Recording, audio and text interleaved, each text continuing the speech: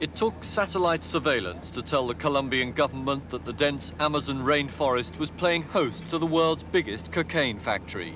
In one of the most inaccessible and underdeveloped regions, the jungle is scarred with the new airstrip and buildings of what the drug barons called Tranquilandia. When the troops arrived, they found a self-contained town, built by Colombia's cocaine mafia and capable of producing several tons of the drug each week.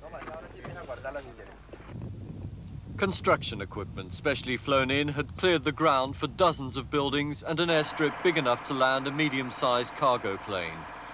The accommodation was well organized and surprisingly well equipped.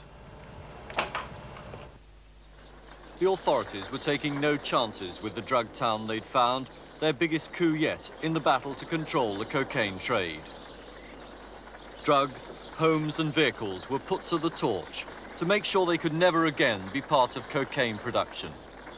There was resistance when police arrived. Some 40 people were arrested, but none of the men behind this huge project were amongst them. The drug processors left the relative comfort of their jungle hideaway in such haste that a light plane was left abandoned, camouflaged between the trees, a sign of the growing sophistication of the drugs industry. 10 years ago, it was little more than a cottage industry. Today, we're looking at a multi-billion-dollar-a-year industry. In the United States alone last year, its turnover was put at something like $80 billion, which was a figure comparable to the largest of the multinationals. And what sort of effect has it had on Colombians more generally? I think it's affected every aspect of the country's way of life. Food prices, property prices. 10 years ago, to live in Bogota, it cost you a quarter of what it costs to live in London. Now it's the same. In the country, to get laborers to work on the land, it's much more difficult. For example, if you're picking coffee beans at $100 a month, and someone comes and offers you the equivalent of several years' wages just to take the risk of one drugs run to the United States, many people are prepared to take that risk. Police and army units found a new vigor for a series of countrywide raids, and hundreds were arrested. Most of them were relatively small timers. The barons of the cocaine traffic had gone to ground.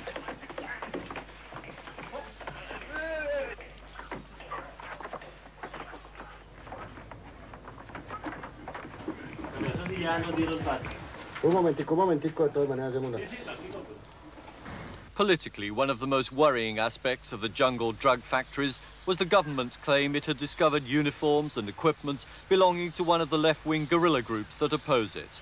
The guerrillas, the biggest group is called FARC, are said to provide protection for the drug mafia in return for arms. While the big consignments go abroad in private planes, the cowboys of the drug trade risk checks at the airport with smaller amounts. Some even go through the unpleasant business of swallowing a pound or so in the cut-off fingers of rubber gloves. Several people have died when the bags have burst in their stomachs. The government in Bogota blames the problem on demand in the West. While there's a growing body of customers, Colombian drug barons will continue to get rich.